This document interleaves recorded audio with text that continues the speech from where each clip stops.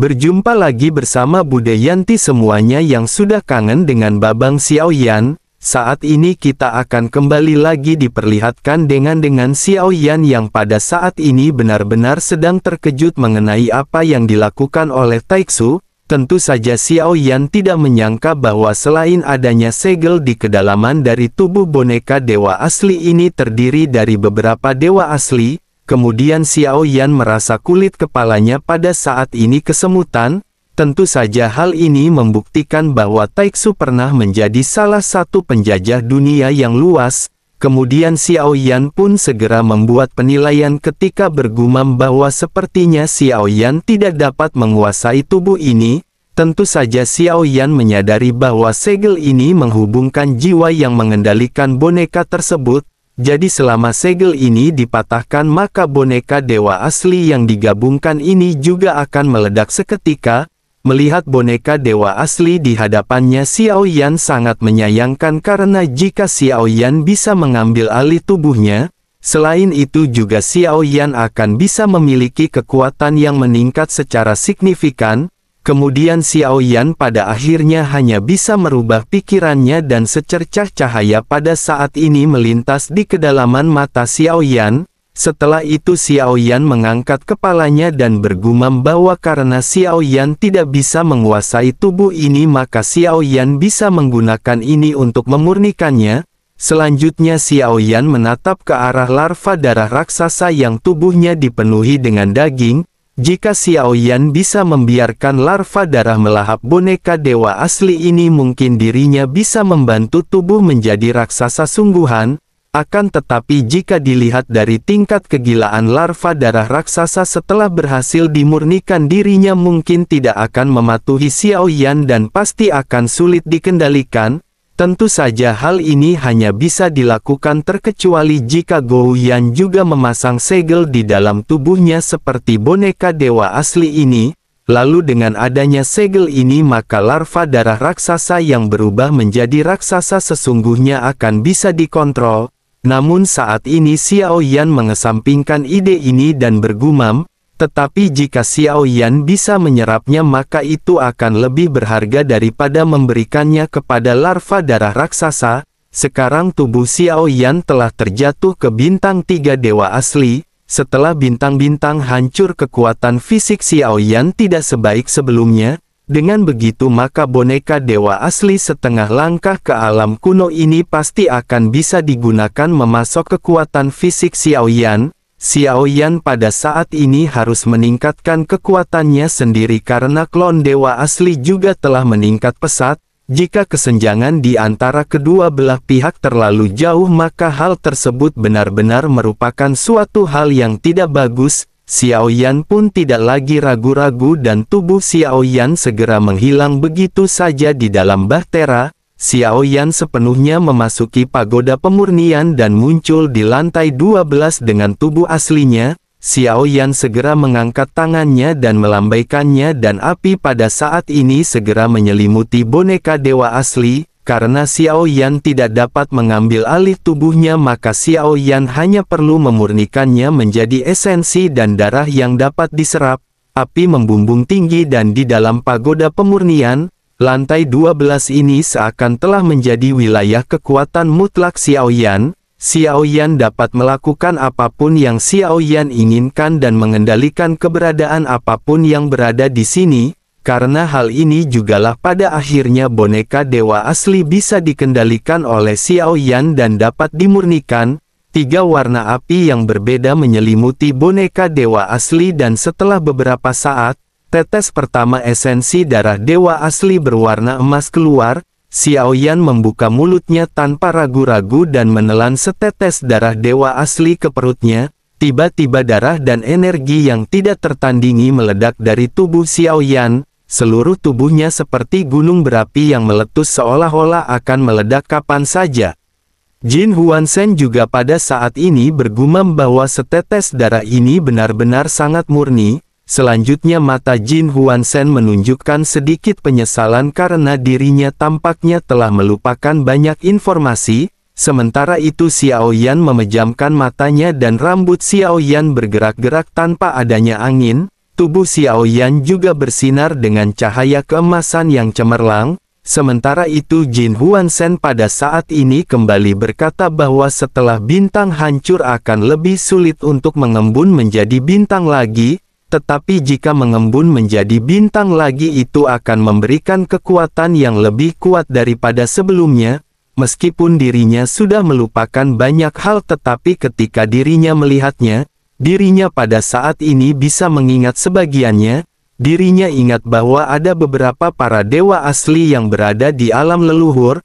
Ketika tidak mampu menerobos ke dewa asli alam kuno, mereka tidak memiliki pilihan lain dan mereka akan menggunakan metode ekstrim untuk menghancurkan semua bintang yang terkondensasi dan memulainya dari awal lagi. Xiaoyan pun mengerutkan kening mendengar apa yang baru saja dikatakan oleh Jin Huanshen. Selanjutnya Xiaoyan memastikan dengan bertanya apakah Xiaoyan bisa menerobos ke alam kuno dengan cara seperti ini. Jin Huanshen pada saat ini kembali menjelaskan kepada Xiaoyan bahwa membangun kembali setelah menerobos alam kuno bukanlah strategi baik.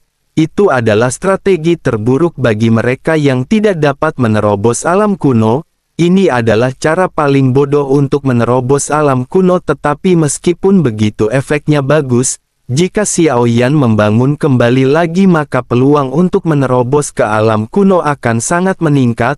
Selain itu metode kultivasi ini juga memiliki satu kelebihan lain. Ketika seseorang berhasil menerobos ke alam kuno, mereka akan dapat mengambil langkah maju lainnya dan mendekati para dewa sesungguhnya. Xiaoyan pada saat ini sedikit tertegun mendengar apa yang dikatakan oleh Jin Huanshen. Xiaoyan juga sedikit menoleh setelah merasa bahwa suara Jin Huanshen tampak lemah. Sepertinya Jin Huanshen menggunakan sisa tenaganya untuk memberikan informasi ini kepada Xiaoyan. Jika dilihat dari kondisinya mungkin Jin Huanshen akan segera menghilang. Xiaoyan pada akhirnya bergumam mengucapkan kata menghancurkan bintang dan membangunnya kembali. Xiaoyan pada saat ini tidak berniat untuk bertanya lebih lanjut kepada Jin Huanshen. Xiaoyan pun hanya menghafal metode ini di kedalaman benaknya. Xiaoyan sekarang tahu bahwa metode menyeret bintang juga merupakan cara paling sederhana untuk memperkuat tubuh dewa asli. Jika metode ini tidak dapat menembus tubuh ke alam kuno maka Xiaoyan dapat mempertimbangkan cara atau metode yang dikatakan oleh Jin Huanshen. Xiaoyan hanya bisa membiarkan klon dewa asli menghancurkan bintang dan membangunnya kembali untuk mendapatkan peningkatan. Bersamaan dengan Xiaoyan yang berpikir pada saat ini setelah setetes esensi darah pertama memasuki tubuh Xiaoyan. Meskipun kekuatan tubuh dan darah Xiaoyan mengembang, Xiaoyan tidak merasakan adanya tanda-tanda penerobosan. Xiaoyan merasa bahwa daging dan darahnya pada saat ini akan mencair dan ini merupakan perasaan yang sangat menyakitkan. Kekuatan dari esensi darah ini jauh lebih besar daripada tubuh Xiaoyan sendiri. Jika Xiaoyan tidak berhati-hati maka tubuh Xiaoyan yang dikatakan sebagai wadah akan bisa meledak. Namun kultivasi memang selalu seperti ini. Xiaoyan sadar bahwa setiap terobosan harus melewati batas dan beberapa batas bahkan harus dihadapi dengan hidup dan mati. Sementara itu di sisi lain larva darah raksasa pada saat ini tampak terlihat gelisah. Dirinya memiliki indera penciuman yang sangat sensitif. Terlebih lagi ada 3 tubuh dewa asli yang pada saat ini berada di hadapannya. Hal ini dapat dikatakan merupakan sesuatu yang mewah. Jika semua darah dapat diserap olehnya maka dirinya benar-benar akan memiliki kekuatan yang tidak tertandingi. Larva darah raksasa pada saat ini ingin bergerak tetapi dirinya masih tenggelam dalam ketakutannya. Tubuhnya yang berdaging terus-menerus menggeliat ketika dirinya bergumam bahwa jika dirinya bisa menelannya, dirinya akan mendapatkan kekuatan yang jauh lebih kuat dan dirinya harus bertindak. Larva darah pada saat ini benar-benar tidak lagi bisa menahan tubuhnya dan dirinya tampaknya benar-benar tidak bisa menahan godaan besar ini. Apa yang seolah-olah dibisikkan ke dalam telinganya pada saat ini meyakinkan nalarnya yang sudah terbatas. pada akhirnya tubuh berdagingnya melayang ke udara dan langsung menuju ke arah 3 dewa asli termasuk Xiaoyan. Larva darah raksasa seketika muncul di atas kepala Xiaoyan dan 2 dewa asli lainnya. Dirinya membuka mulutnya yang besar yang dipenuhi dengan gigi tajam. Tampak terlihat bahwa larva darah raksasa pada saat ini berencana untuk menelan semuanya dalam satu tegukan. Namun begitu Xiaoyan menggerakkan pikirannya, tubuh larva darah raksasa yang melayang di udara tiba-tiba terhenti. Pada saat yang bersamaan di bawah balutan api Xiaoyan, tetes kedua dari esensi dan darah yang diekstraksi dari boneka dewa asli muncul. Esensi darah ini memancarkan fluktuasi ki dan darah yang begitu kuat. Selanjutnya esensi dan darah ini perlahan melayang ke depan larva darah raksasa seolah-olah ingin dimasukkan ke dalam mulutnya. Larva darah raksasa pun mengeluarkan teriakan kegembiraan yang aneh melihat darah yang hendak memasuki mulutnya. Namun pada saat kritis tetesan esensi dan darah ini tiba-tiba berubah arah dan langsung terbang ke klon dewa asli. Klon dewa asli membuka mulutnya dan langsung menelan esensi dan darah ini dalam satu kali tegukan. Larva darah raksasa seketika berteriak. Dirinya tidak bisa menggerakkan tubuhnya dan hanya bisa mengeluarkan teriakan yang memekakkan telinga. Dapat terlihat dengan jelas dari teriakannya bahwa dirinya benar-benar ingin bertarung sampai mati dengan Xiaoyan. Sementara itu Xiaoyan mengangkat kepalanya dan menatap ke arah larva darah raksasa. Xiaoyan segera bertanya apakah dirinya ingin melahap darah dewa asli. Larva darah yang memiliki kecerdasan pun segera berbicara dengan bahasa manusia ketika berkata tentu saja dirinya menginginkannya. Sementara itu Xiaoyan pada saat ini kembali mengajukan pertanyaan kepada larva darah raksasa. Xiaoyan bertanya bisakah darah dewa kuno setengah langkah ini memungkinkannya berubah menjadi raksasa sejati?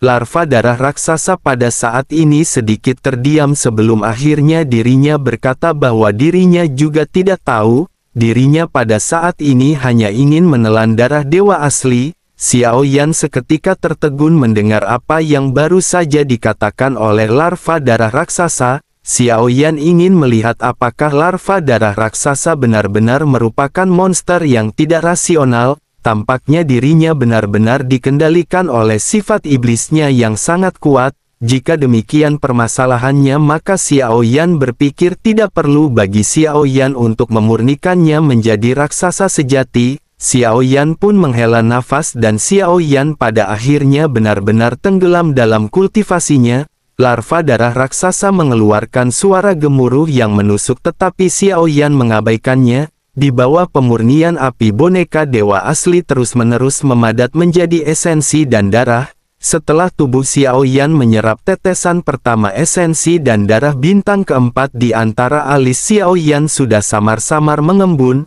Bagi tubuh Xiaoyan esensi dan darah dewa asli setengah langkah menuju alam kuno ini melebihi apa yang dibutuhkan tubuh Xiaoyan. Setetes esensi dan darah ini sudah cukup untuk membentuk kembali bintang Xiaoyan yang rusak dan mengembalikannya ke 4 bintang. Namun jelas ini masih jauh dari cukup bagi Xiaoyan. Xiaoyan membutuhkan kekuatan fisik yang lebih kuat. Esensi darah ini merupakan sesuatu yang sangat efektif bagi tubuh asli Xiaoyan.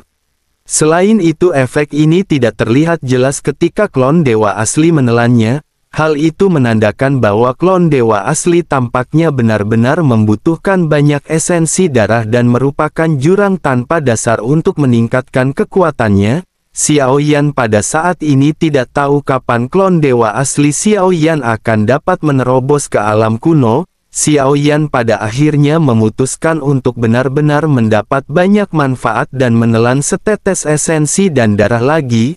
Darah dan energi yang kuat mengalir deras ke seluruh tubuh Xiaoyan dan kekuatan fisik Xiaoyan meningkat dengan cepat. Kecepatan penyempurnaan boneka dewa asli juga semakin cepat dan semua yang tersisa dikirim ke mulut klon dewa asli. Darah dan energi yang kuat terus-menerus meletus dari klon dewa asli. Xiaoyan bisa merasakan energi dan darahnya juga pada saat ini semakin kuat. Meskipun dirinya belum menembus alam kuno setengah langkah, jelas bahwa kekuatan dari klon dewa asli tumbuh dengan sangat cepat. Sementara itu Xiao Yan pada saat ini berpikir bahwa butuh 3 tetes untuk menerobos dari dewa asli bintang 4 ke bintang 5 sebelum Xiao Yan berhasil menerobos. Seperti apa yang dikatakan oleh Jin Huansen, proses ini merupakan proses yang akan lebih sulit jika dibandingkan dengan sebelumnya. Proses pun terus berlanjut dan di tengah-tengah proses ini Xiao Yan merasa bahwa tampaknya kekuatan fisiknya lebih kuat daripada ketika Xiao Yan menjadi dewa asli bintang 5 sebelumnya. Kultivasi Xiao Yan juga tidak berhenti dan Xiao Yan merasa tubuhnya belum mencapai batas. Xiao Yan menelan 2 tetes esensi darah lagi sekaligus.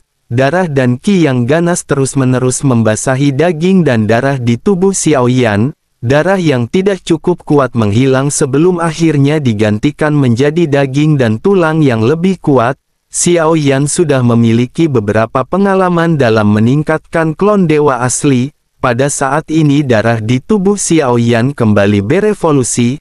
Alasan mengapa klon dewa asli dapat meningkat begitu cepat adalah karena darah dewa asli yang dipadatkan oleh Cimi pada saat itu. Namun darah yang terkandung di dalam tubuh atau boneka dewa asli kuno setengah langkah ini tidak terlalu murni. Dengan begitu dapat dikatakan efek darah ini terhadap tubuh Xiao Yan cukup baik. Hanya saja jika digunakan ke tubuh dewa asli hal tersebut tidak terlalu signifikan. Itu juga yang pada akhirnya membuat Xiao Yan tidak membiarkan klon dewa asli menyerap sejumlah besar esensi dan darah ini. Xiao Yan menyimpannya untuk meningkatkan tubuh aslinya sebanyak mungkin, namun Xiao Yan jelas meremehkan esensi dan darah yang terkandung dalam boneka dewa asli ini. Dalam sekejap mata Xiao Yan telah mengumpulkan 5 botol penuh. Terlihat dengan mata telanjang bahwa tubuh boneka dewa asli pada saat ini layu dengan cepat. Dirinya seperti ramuan obat yang disempurnakan oleh Xiao Yan menggunakan api. Kali ini demi menerobos tubuh dewa asli bintang 6, Xiao Yan menelan 10 tetes penuh esensi dan darah. Setelah berhasil menerobos perlahan-lahan merasakan tekanan yang datang dari kekuatan fisiknya, tubuh Xiao Yan memberitahu bahwa Xiao Yan hampir mencapai batasnya. Namun tentu saja Xiao Yan tidak akan berhenti sampai di titik ini. Metode kultivasi Xiao Yan selalu gila dan ini bukan batasan Xiao Yan. Tetapi meskipun begitu Xiao Yan menyadari bahwa tampaknya butuh waktu lebih lama bagi Xiao Yan untuk bisa menerobos dewa asli bintang 7, bersamaan dengan Xiao Yan yang pada saat ini sedang berkultivasi di dalam bahtera. Pada saat ini suasana masih tetap terlihat gembira, suasana tenang juga pada saat ini menyelimuti semua orang, begitu juga dengan Yang Mulia Ratu dan Ye Beijing. Yang Mulia Ratu dan Ye Beijing pada saat ini tampak sedang bermain catur. Ye Beijing tampak terlihat sangat kesal ketika bergumam bahwa dirinya benar-benar kembali dikalahkan. Terlebih lagi mengapa kekalahannya menjadi semakin cepat, dirinya tidak bisa meneruskan hal ini dan dirinya tidak tahu banyak tentang permainan ini. Begitu selesai berbicara Ye Beijing pada akhirnya seketika meninggalkan Yang Mulia Ratu. Dirinya bergegas menuju ke arah tim Fearless yang pada saat ini masih menyantap banyak makanan. Ye Beijing dengan penuh nafsu pada saat ini segera melahap makanan yang ada bersama dengan tim Fearless. Mulut Ye Beijing dipenuhi dengan lemak dan wajahnya dipenuhi dengan kepuasan. Sementara itu sang ratu menggelengkan kepalanya perlahan dan dirinya tampak tidak tertarik dengan hal ini. Tidak lama kemudian beberapa berkas cahaya berterbangan dan saat semakin dekat, cahaya ini berubah menjadi selip batu giok di tangan sang ratu.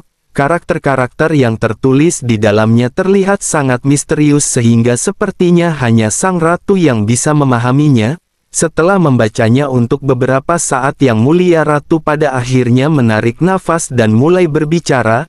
Dirinya bergumam bahwa keledai botak dari alam misterius surga barat ini benar-benar berani bertindak gegabah di hadapan Sensi. Penghalang dunia juga pada saat ini tampaknya telah sedikit melemah. Ini seharusnya tidak terjadi dan menurut perhitungan, semua ini jauh lebih awal dari apa yang diharapkan. Selain itu kemunculan dari Zhang Misi sebelumnya juga sangat aneh. Mereka tidak dapat campur tangan secara langsung dan mungkinkah Xiao Yan telah mengubah nasib dunia lain? Begitu selesai berbicara Yang Mulia Ratu melambaikan tangannya dan sosoknya pada akhirnya seketika menghilang. Dari ekspresi Yang Mulia Ratu yang tampak rumit, terlihat bahwa meskipun ini adalah rencana yang telah direncanakan dengan matang, sepertinya ada banyak hal yang berada di luar dugaan Sang Ratu. Singkat cerita adegan beralih di mana Yang Mulia Ratu pada saat ini memanggil Xiao Yueli. Begitu sampai Xiao Yueli melangkah maju dan membungkuk memberikan penghormatan, Xiao Yueli menyapa Yang Mulia Ratu sebagaimana mestinya. Sang Ratu pun menoleh menatap ke arah Xiao Yueli. Yang Mulia Ratu dengan serius bertanya apakah Xiao Yueli baru saja memanggilnya dengan sebutan Yang Mulia Ratu. Xiao Yueli tampak terlihat sedikit ragu-ragu sebelum akhirnya mulai berbicara dengan malu. Dirinya menjelaskan bahwa ayah tidak mengizinkannya memanggil Yang Mulia Ratu dengan sebutan ibu angkat. Yang Mulia Ratu pun tersenyum lembut sebelum akhirnya berkata, bukankah di sini tidak ada Xiao Yan? Selain itu bukankah Xiao Yueli ingin bertanya mengenai Raja Tianzang? Xiao Yueli sedikit terkejut sebelum akhirnya Xiao Yueli sedikit mengangguk. Selain dari Xiao Yan, Xiao Yueli juga di dalam lubuk hatinya yang terdalam sangat peduli pada Raja Tianzang. Sementara itu Sang Ratu pada saat ini segera berkata kepada Xiao Yueli agar Xiao Yueli jangan khawatir. Anggap saja Raja Tianzang pada saat ini sedang menyendiri. Sensi akan menghadapi perang dan Raja Tianzang adalah pasukan tempur utama. Xiao Yueli memiliki ekspresi dengan ketidaksenangan ketika mendengar apa yang dikatakan oleh Sang Ratu dan mulai kembali menggerutu. Dirinya berkata bahwa orang tua itu bahkan tidak mengatakan sepatah kata pun kepada Xiao Yueli ketika dirinya pergi. Sang Ratu pun kembali tersenyum dan menjelaskan bahwa kali ini Raja Tianzang tidak berada di Sensi. Xiao Yueli seketika terkejut dan bertanya dengan tergesa-gesa kemanakah Raja Tianzang pergi. Dilihat dari ekspresinya dapat diketahui bahwa sesungguhnya Xiao Yueli sangat khawatir tentang Raja Tianzang. Sang Ratu pun melambaikan tangannya dan sosoknya melemparkan slip batu giok kepada Xiao Yueli. Sang Ratu berkata dirinya berpikir sepertinya Xiao Yueli tidak peduli kepada Raja Tianzang. Ini adalah slip batu giok yang telah dirinya tinggalkan untuk Xiao Yueli. Xiao Yueli pun segera membaca kata-kata yang tertulis di dalam slip batu giok. Lalu dengan seketika tulisan tersebut membuat ekspresi Xiao Yueli pada saat ini tampak serius. Raja Tianzang menuliskan bahwa dirinya tahu Xiao Yueli peduli kepada Raja Tianzang. Oleh karena itu dirinya meninggalkan selembar giok dengan beberapa kata. Sekarang Raja Tianzang akan pergi ke dunia gunung dan laut untuk beberapa saat. Xiao Yueli tidak perlu khawatir tentang Raja Tianzang. Dirinya juga tidak akan mencari keindahan di luar sana. Xiao Yueli tahu bahwa tuannya tidak pernah menyukai wanita lain dan Xiao Yueli adalah satu-satunya di hatinya. Sebelum menyelesaikan membaca suratnya, Xiao Yueli segera menghancurkan selembar batu giok tersebut. Xiao Yueli lanjut bergumam bahwa orang tua bodoh ini terus berbicara omong kosong yang tidak berguna. Wajah Xiao Yueli pada saat ini tampak memerah setelah dirinya membaca surat tersebut. Sesungguhnya Xiao Yueli ini tidak seperti Xiao Yan karena Xiao Yueli telah memulihkan sebagian ingatannya di kehidupan masa lalunya. Dengan begitu maka dirinya mengetahui tentang hubungannya dengan Raja Tianzang di kehidupan sebelumnya. Xiao Yueli hanya bisa menenangkan emosinya sebelum akhirnya kembali bertanya kepada Yang Mulia Ratu. Xiao Yueli bertanya mengapa dirinya harus pergi ke dunia gunung dan lautan.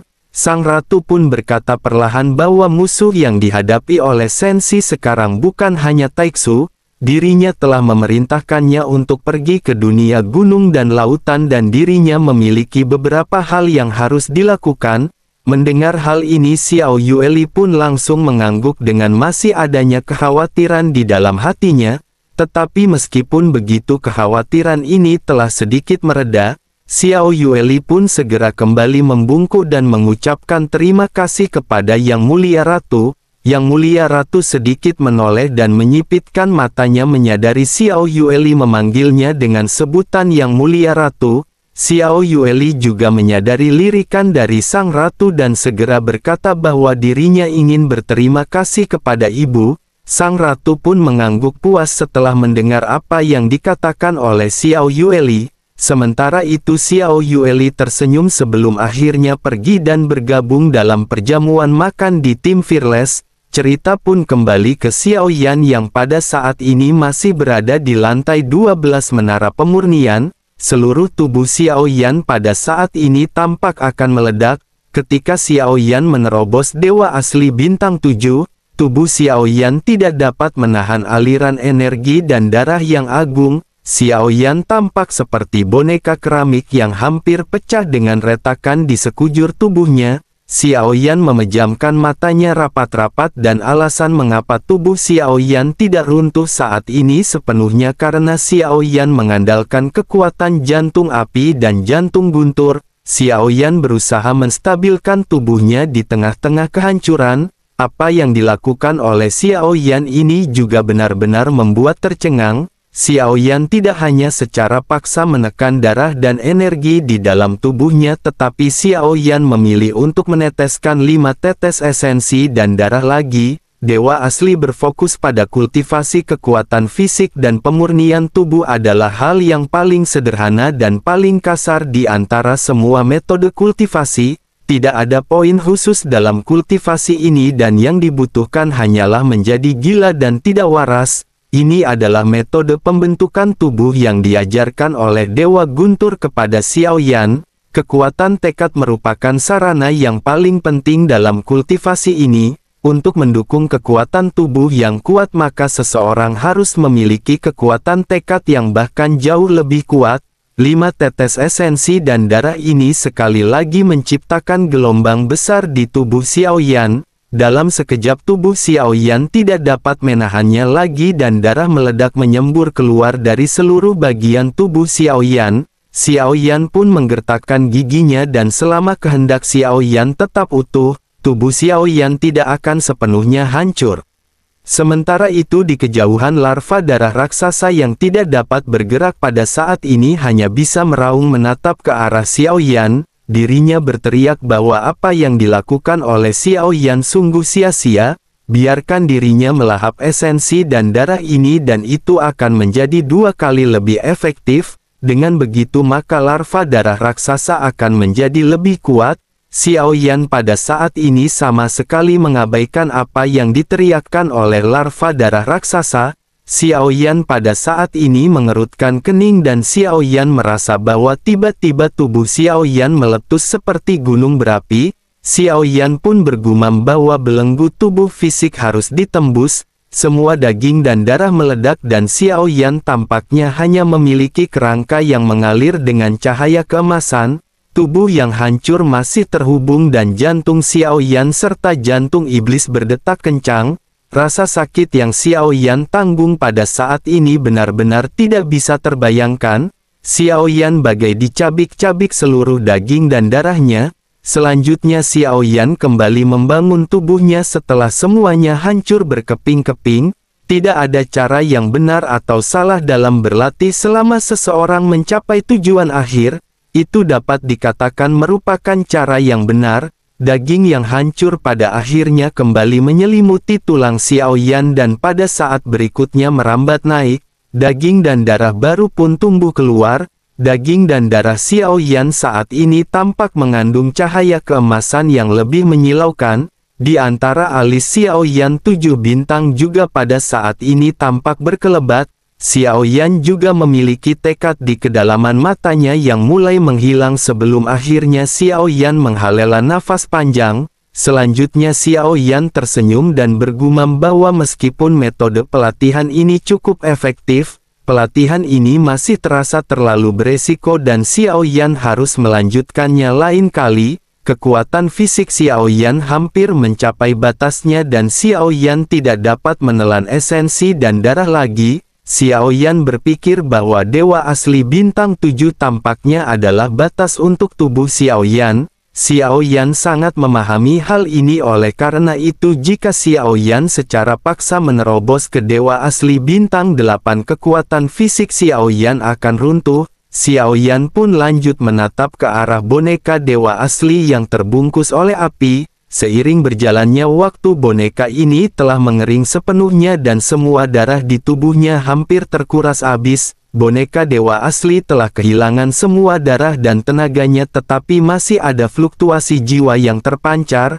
Begitu api menghilang, tubuh boneka dewa asli ini tidak runtuh dan fluktuasi jiwa memancar darinya. Kemudian Xiao Yan pada saat ini mengerutkan kening dan Xiao Yan benar-benar sangat penasaran dengan pemilik boneka dewa asli ini. Tentu saja Xiao Yan menyadari bahwa jiwa yang mengendalikan boneka dewa asli ini bukan jiwa dari Tuan Su, sehingga saat ini Xiao Yan bertanya-tanya tentang siapakah yang bisa menjadi tuan dari boneka asli yang begitu kuat ini. Apakah harus Bapak Yanto saja yang bisa melakukannya? Tentu saja semuanya ini masih menjadi misteri.